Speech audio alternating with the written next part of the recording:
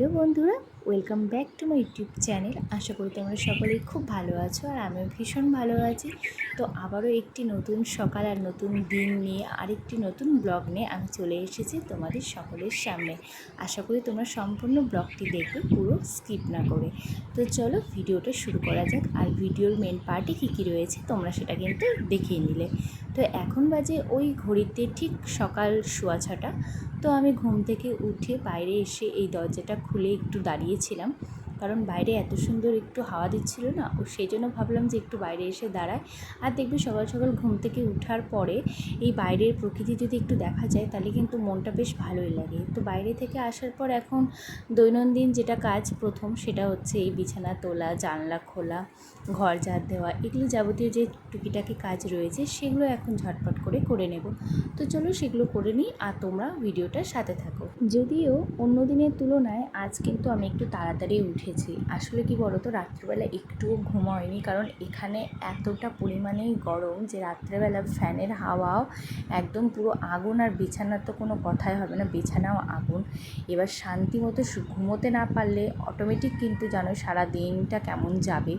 তো ওই জন্য সকালবেলা ঘুম থেকে উঠেই না অতটা কাজ করতে ইচ্ছে হচ্ছে না, মানে মনে হচ্ছে কি একটু বসে থাকি, ভালো লাগছে না, মানে কাজের যে একটা এনার্জি থাকে সেই এনার্জিটা না আর পাচ্ছি না।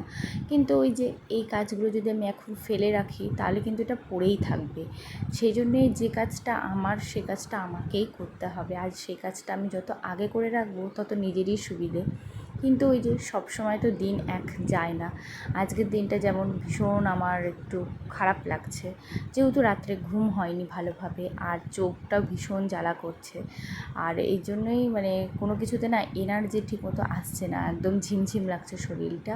আর দেখবি গরমকালে কিন্তু শরীরে এমনিতেই একটু ক্লান্ত ভাবটা বেশিই লাগে, আর তার মধ্যে রাত্রেবেলা যদি ঘুম না হয় তাহলে তো বুঝতেই পারছো সারাদিনটা কী পরিমাণে বাজে যাবে। আর সকাল হতে না হতে এতটাই রোদ আর এতটাই গরম শুরু হয়ে যায় যে সারাদিনের যে একটা কাজের যে একটা কী বলবো এনার্জি, সেটা ওই ঘুম থেকে ওঠার সাথে সাথেই নষ্ট হয়ে যায় সেই গরমে।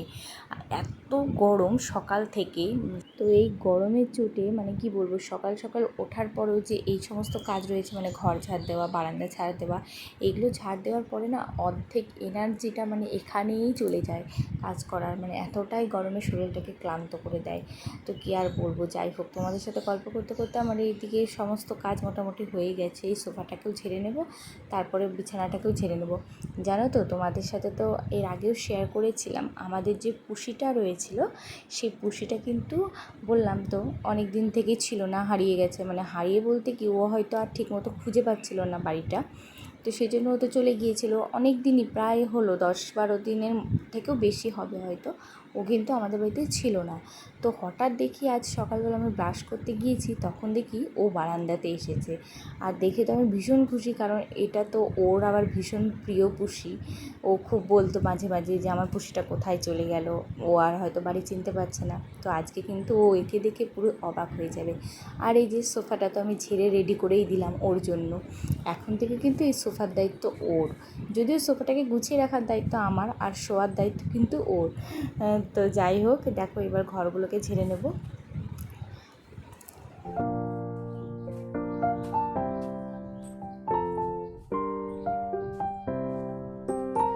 আর এই যে তোমাদের কি কারোর সাথে এরকম হয়, এই যে ঘর ঝাড় দেওয়ার সময় কিন্তু এরকম ক্লিপ আর সেফটিপিন কিন্তু মেঝেতে পড়ে থাকবেই। এটা তো আমার ভীষণ হয়, আগেও হতো এখনও হয়। এই করে করে যে কত ক্লিপ কত সেফটিপিন আমি হারিয়েছি তার কোনো হিসেব আমি মেলাতে পারবো না। আসলে ওই যে একটা স্বভাবই আছে, মেয়েদেরকে যতই সেফটিপিনের ক্লিপ কিনে দাও না কেন, মেয়েদের কাছে এই দুটো জিনিসের অভাব সারা জীবন থাকবে। কথাটা কিন্তু একদম ঠিক। কারণটা হচ্ছে এই যে এইভাবে নিচে পড়ে যায়, হয়তো কখনো তোলার ইচ্ছা হলে তুলে রাখি, না হলে মনে হয় কি আবার ঝাড়ুর থেকে আবার তুলবো নোংরার থেকে, তার মনে হয় কি ফেলেই দিই। আর কখনো কখনো এমন জায়গায় খুলে রাখি হয়তো মনেই থাকে না যে ওইখানটা আমি ক্লিপ রেখেছি, আবার হয়তো একটা নতুন বের করে নিলাম। তো এইভাবে কিন্তু মেয়েদের ক্লিপ আর সেফটিপিন কিন্তু হারাতেই থাকে। কি আমি কি ঠিক বললাম? যদি আমি ঠিক বলে থাকি তাহলে কিন্তু অবশ্যই কমেন্ট করে জানাও। তো এবার বারান্দাটা ঝাড় দেবো। আর এই যে এইটা দেখছো, এটা কিন্তু ওর সমস্ত বইয়ের র্যাক, মানে এখানে সমস্ত ওর বইপত্র রয়েছে, এখানেও রয়েছে কিছুটা, ঘরেও রয়েছে।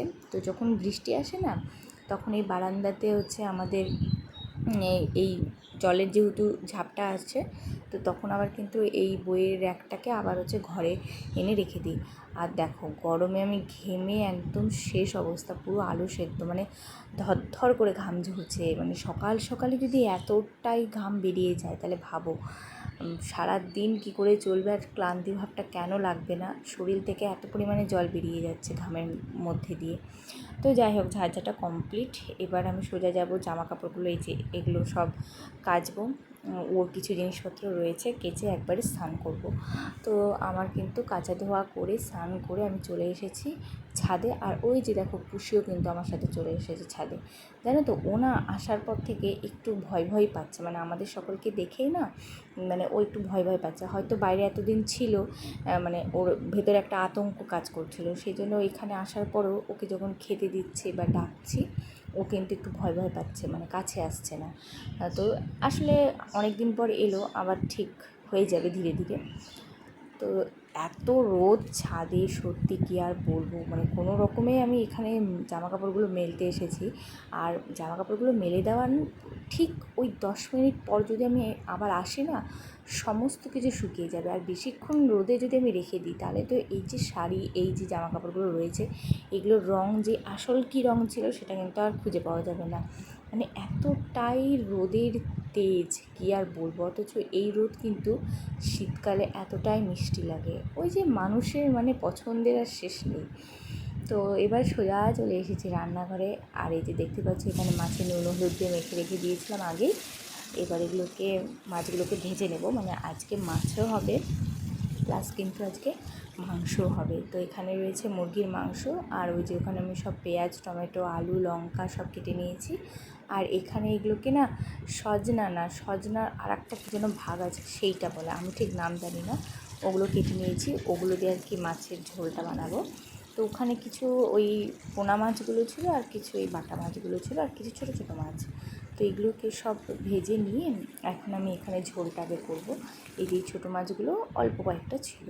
তো প্রথমেই তেজপাতা, জিরে ফোড়ন আর লঙ্কা ফোড়ন দিয়ে এখন আমি না মোটামুটি একটা আয়ত্তে চলে এসে, যে কোনো রান্নায় ফোড়ন কিন্তু থাকে ওই জিরে আর লঙ্কা। তো এটাই আমি সমস্ত রান্নায় আর কি ট্রাই করি।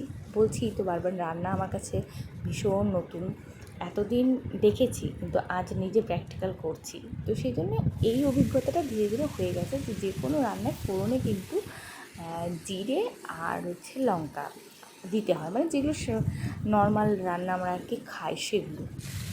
তো এর মধ্যে আমি ওই ডাঁটা আর আলুগুলো দিয়ে দিয়েছি, দিয়ে একটু নাড়াচাড়া করে হালকা জল দিয়ে ঢেকে দেবো সেদ্ধ হওয়ার জন্য, কারণ এখনকার আলুগুলোও সেদ্ধ হতে চায় না। এই আলুগুলো যদিও আমাদের বাড়ির আলু।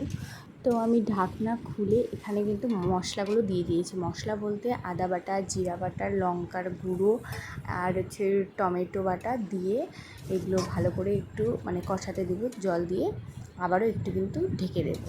তো চলো ঢেকে দিই। আর দেখো হালকা হালকা কিন্তু সেদ্ধ হয়ে গেছে। এবার মশলাটা যেহেতু একটু ভালোভাবে কষবে সেই জন্য ঢেকে দিলাম। আর ঢাকা খোলার পরেও আবার একটু করে নেড়ে দিচ্ছি, কারণ আঁচে যেহেতু উনুনের আঁচ বুঝতেই পারছো কখন লেগে যায় এই ভয় তো থাকে। তো দেখো এবার কিন্তু আমাদের মশলাটা কিন্তু ভালোভাবে কষানো হয়ে গেছে, আর দেখো সুন্দর কিন্তু একটা কালার এসেছে। তো এরপরে দিয়ে দেবো আমি এখানে পরিমাণ মতন জল। তো এবার জলটা দিয়ে ঝোলটা ততক্ষণ ফুটুক, আর এর মাঝে আমি কিন্তু চলে যাব সোজা ছাদে। ওই যে ছাদে জামা কাপড়গুলো রয়েছে, ওরা খুব কষ্ট হচ্ছে এই রোদে ওদের ওখানে থাকতে ঝুলে ঝুলে, সেই জন্য ভাবলাম ওদেরকে একটু তুলে নিয়ে আসি ঘরে। এতটা পরিমাণে রোদ একদম ঝলসে গেল, যদিও জেন্টসটা যদিও শুকায়নি আবার, কিন্তু জামা কাপড়গুলো সমস্ত কিছুই শুকিয়ে গেছে। তো এগুলো তাড়াতাড়ি করে তুলে নিয়ে আমি তাড়াতাড়ি করে রান্নাঘরে চলে যাব। আর আমি আর থাকতেও পারছি না, মনে হচ্ছে আমি এবার শুকিয়ে যাব। তো চলে এসেছি, এবার দেখি ঝোলটাও ফুটে উঠেছে। তো এর মাঝে আমি দিয়ে দিলাম মাছগুলো। এবার মাছগুলো দিয়ে ভালো করে ঝোলটা একটু ফোটার সময় দেব, তারপরে কিন্তু আমি নামিয়ে নেব এই মাছের ঝোলটা। আর তার সাথে সাথে কিন্তু আমি আবার ওইখান থেকে মানে উনুন থেকে চলে এসেছি গ্যাসে, কারণ উনুনে আবার দিদি বললো যে তুমি তাহলে এই চচ্চড়িটা এখানে করো আর আমি হচ্ছে মাংসটা ওখানে করছি। আর তার মাঝে কিন্তু আবার চাও করে দিলাম ওকে। তো দেখো চচ্চড়িটা এখানে রেডি হয়ে গেছে। এবার দুপুর গড়িয়ে সন্ধে, আর সন্ধেবেলা দেখো এখানে দিদি ভোগ দিয়েছিল তরমুজ, কতগুলো তরমুজ রয়েছে। আর এগুলো সব কিন্তু আমাদের বাড়ির গমের বস্তা। তো চলো, সন্ধেবেলাও সোজা চলে এসেছি রান্নাঘরে, কারণ রান্নাঘরেই মেন কাজ। আর এই যে বাড়ির গরুর দুধ এখানে মা দুইয়ে রেখেছে, এবার এটাকে আমি জাল দেব। আর সাথে কিন্তু পাশে বসিয়ে দিয়েছি চা। সন্ধেবেলা চা, সকালবেলা চা, এই সময়গুলোতে চা না খেলে কিন্তু মনটা ঠিক ভালো লাগে না, সে গরম হোক আর যাই হোক। তো দেখো চা কিন্তু রেডি, একটা মা আর একটা আমার। তো চলো এবার মাকে গিয়ে দিই আর আমিও চাটা খেয়ে নিই। তো আমি আমার চা নিয়ে চলে এসেছি সোজা ঘরে, আর দেখি ও না আমার জন্য নিয়ে এসেছে সিঙ্গারা, আর এগুলোকে কী যেন বলছিল, আমি ঠিক নামটা জানি না। তো আজ আবার সন্ধেবেলা একটু বানাবো ভাবছি সেমাই। তো দেখো এখানে দুধটা জাল দিয়ে নিয়েছি, আর এখানে সেমাইগুলোকে একটু হাত দিয়ে ভালো করে ভেঙে নিয়েছি। আর এবার দুধটা জাল হয়ে গেছে, তারপরে দিয়ে দেবো পরিমাণ মতন চিনি। তবে হ্যাঁ, এই রেসিপিটা কিন্তু আমার সম্পূর্ণটা যদি দেখতে চাও তাহলে কিন্তু আমি ভিডিওটা পোস্ট করব, তোমরা সেখানে গিয়ে কিন্তু দেখতে পাবে। এখানে কিন্তু আমি অনেক জিনিস স্কিপ করে দিয়েছি, কিন্তু সেই ভিডিওতে তোমরা সম্পূর্ণটা দেখতে পারবে। তো আমার চ্যানেলে গিয়ে সেই ভিডিওটা কিন্তু অবশ্যই দেখে নেবে। তো দেখো এখানে কিন্তু সেমাইটা আমার একদম সুন্দরভাবে রেডি।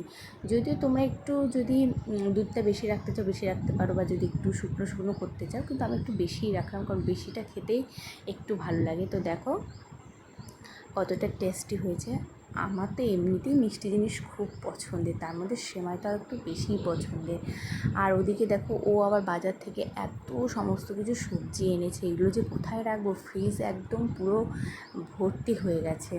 ওর সব ডায়েটের এগুলো জিনিস এনেছে, তার সাথে আবার দাদাভাইও গিয়েছিলো বাজারে, তো দাদাভাই এনেছে আমার জন্য মোমো। তো চলো, আমার তো ভীষণ প্রিয় মোমো। আর এখানে তো যেহেতু সবসময় বেরোতে পারি না, সেই জন্য ও যখন কোথাও যায় তখন তো কিছু নিয়ে আসে। তো দাদাভাইও আজকে গিয়েছিলো, তো দাদাভাই আমার জন্য মোমো নিয়ে এসেছে।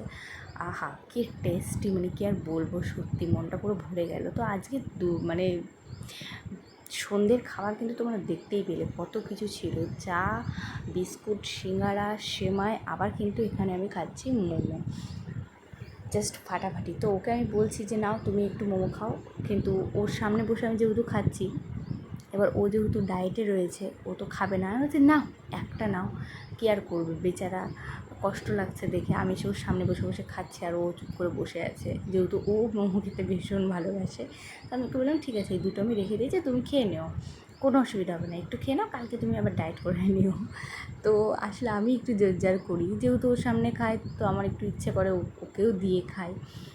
তো মোমো খেয়ে এখন যাব আমরা সোজা কীর্তনে। আসলে এখানে আমাদের পাড়াতে বৈশাখ মাসের মানে গোটা বৈশাখ মাস ধরেই কীর্তন হয়। তো বৈশাখ মাস শেষ, তো আজকে শেষ দিনে কীর্তন হয়ে খিচুড়ি প্রসাদ খাওয়া দাওয়া হয়ে শেষ হয়ে যাবে। তো চলো আমরা কীর্তনে চলে এসেছি, আর তোমরা একটু কীর্তন শুনে নাও।